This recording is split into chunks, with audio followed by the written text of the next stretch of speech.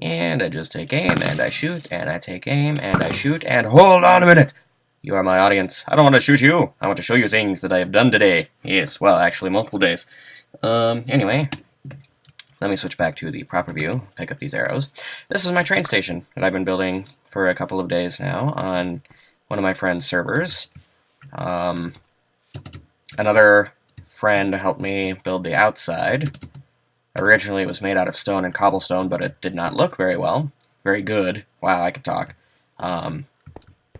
So yeah, we rebuilt the outside, made it look a little bit more like a train station. Still needs a little bit of work, though, but that's all superficial. I will give you a tour of the inside. Basically, what I plan on doing is having a bunch of villagers stand behind here that will sell you tickets, air quote. Tickets will be purchased by pressing the appropriate button, which will then automatically set your destination on one of those 4 tracks. So that's how that'll work. Now let's go to the downstairs so I can show you what exactly it looks like. Basically, all departures will start here. You'll call up a cart from down below, from the storage, where this light comes in. If it's on, it tells you that there's at least 2 to 3 carts in storage. If it's off, there's usually at least 1 more, but if it's off, please add more carts. You do that by just going over to the arrivals bin, stepping on the pressure plate, and adding the cart, like that. Those 3 chimes, however, at the end, after the first chime, tell you that the storage is completely full and that cart went to a lava pit where it disappeared into MineCraft. Just afterlife, I suppose. Because inanimate objects now have a soul too. Anyway, so to call a cart, you just press this button. It does not always work. You usually have to hit it at least twice, because for some reason the redstone signals do not play nicely over the internet. It would seem that lag is an issue, but hopefully it'll work this time. Ah, it did! Oh yes, yes. Everything is on my side today. Go me. Yeah, alright. So, whoops. It definitely is, but some things may still catch. It just won't actually spread. Anyway, so the cart gets dispensed out from here. As you can see, cart dispenser, high traffic, stand back. You don't want to get run over because these things are metal and they will kill you. Anyway, so you only depart after you have selected your destination upstairs. However, for this... okay, sorry, this is catching me off guard a little bit. It's alrighty, though.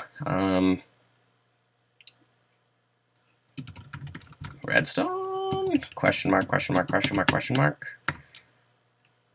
Oh, no, she meant stone. Oh, you meant stone. Yeah, that's happened to me too, actually. MineCraft logic. Blame notch. XD, yes. Anyway, so you get in. For now, this cart will only go right back to the arrivals point, but, so you hit the button, you press forward, and, yep, right now we just go right back into the arrivals, you dismount, trigger the plate, and that puts the cart back automatically into storage. Now I will give you a little bit of a tour of downstairs, and, yes, I know, stone should not catch on fire. Yes, anyway, this is what it looks like. As you can see, there is a main storage silo. It can hold, I think I counted 18, 1, 2, 3, a lot. Anyway, yes. The cart, oh, hold on, I should actually show you first. This cart right here is what lets you know that there's at least 2 to 3 carts in the queue. It sort of goes back and forth over this detector rail, which powers that block, which the repeaters pull the power out, and then it inverts the series of torches until it gets to that light, so that the light actually turns on. So that's how that works.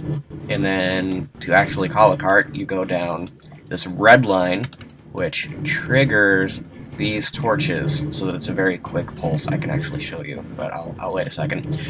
There is a trap door hidden from view right there that opens and closes within a split second, which is what actually dispenses only one cart at a time. However, because it's over the internet, it can sometimes, very rarely, spit out more than one and cause a jam. So when that happens, I have to figure out how to handle it, but, you know, we'll figure it out when we get there, I guess. So anyway, yes, so, where was I? Ugh, I should be more organized when I do this stuff. Sorry. Anyway, oh yeah, so when the cart gets dispensed, it goes here, and then actually triggers these so that it alerts the player that it's on its way.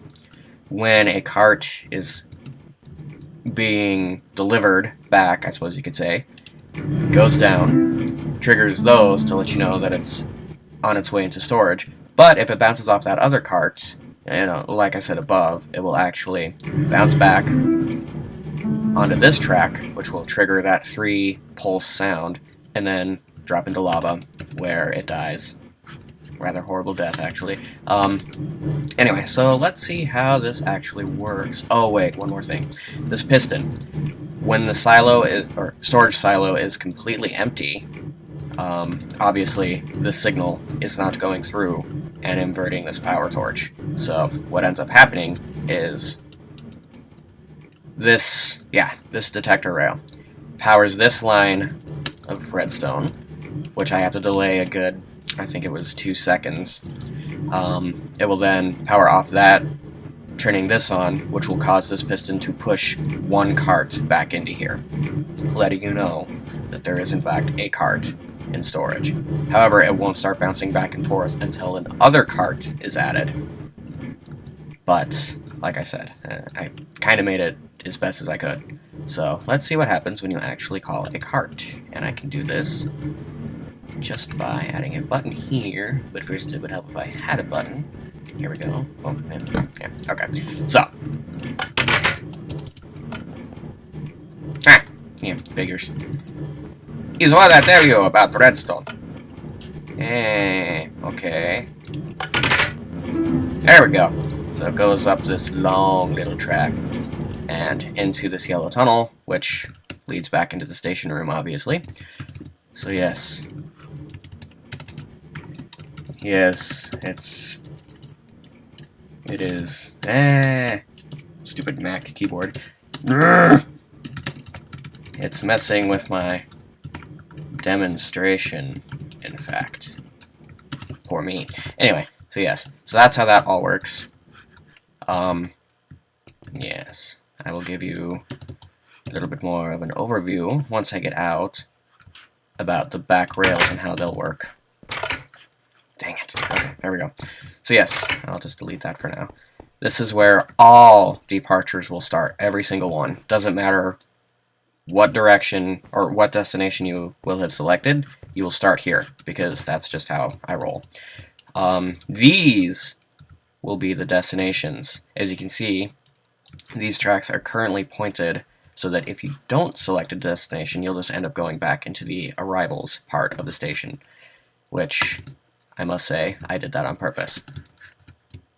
So, what happens is, when you select a destination, which, as I said, will happen when you purchase a ticket, air quote, in this booth area, that staircase needs to go away, it will invert one of these torches. And I'll do that by using like an RS NOR latch or something like that. But anyway, so I'll show you what happens when you actually invert one of these. Let's see, I need this. Gosh, I love a actual proper mouse that actually lets you middle click so that you can just pick objects. So yes, when you invert a torch, did you see that? It actually switched from that to that. So let's say that this goes to somewhere over there. And I chose that destination in here by buying a ticket, air quote, and it inverted that. So now, when we go and call up a cart, like this, please work, please work, please work. Yes! Haha! For some reason it works better up here right now than it did down there. Anyway, back into the cart. I have selected the destination technically, even though not really. And forward button, and boom, boom, and I went that way. Oh, holy cow, look at that. Huh, it's like I knew what I was doing or something, except I just broke a block there. Ignore that. Anyway, so yes. Everything will be powered like that. Yep. Let's see, there was something else I was going to say about it. Oh, yes. At each destination, there will also be sort of a mini train station, but its only purpose will be to store the current cart that you went into, or that you went to, that you arrived in the station in. That's the word. What happens then is that this track will link back from all destinations, so you will actually arrive in the actual arrival portal. What I plan on doing is, because having multiple destinations means there will be multiple passengers, and I didn't come up with this idea, I saw it on a video, but in order to prevent a jam from occurring and having multiple people arrive in the portal section, there is a way, I'm not sure how yet, to detect if somebody is in the arrivals area. And so what would happen is that the cart would then bounce back, and there will be a track from here that will lead down into the ground somewhere into because there's 4 destinations, 4 holding cells that will release that player after the other player has departed from here. So that'll be a way to prevent traffic jams, and it'll just all be automatic. You know, chances are it'll only take 2 to 3 seconds for somebody to get out of the cart anyway, but we have to take special care to make sure that everything works, because I don't want to have to come back and release somebody.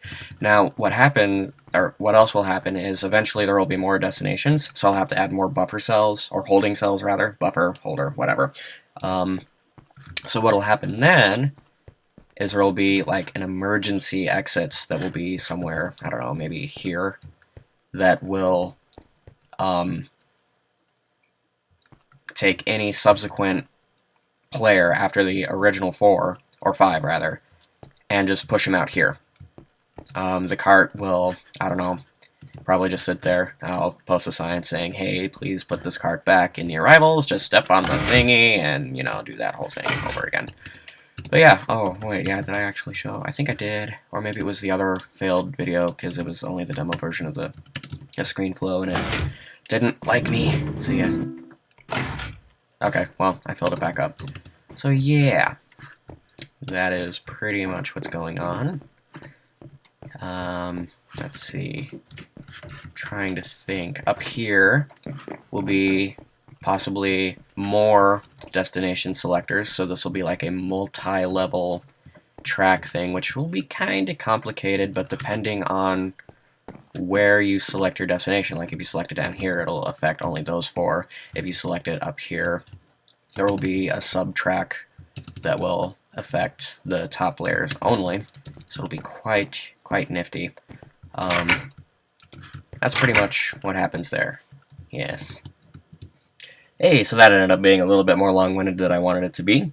Yeah, so that's pretty much it for the train station for now. I will post an update video, like I said, in a week or maybe 2, featuring everything that I talked about, all the ticket booths, the destinations, the holding cells for passengers that come after the first passenger arrives in the arrival portal. So yeah, thank you guys for watching, and I will see you all later.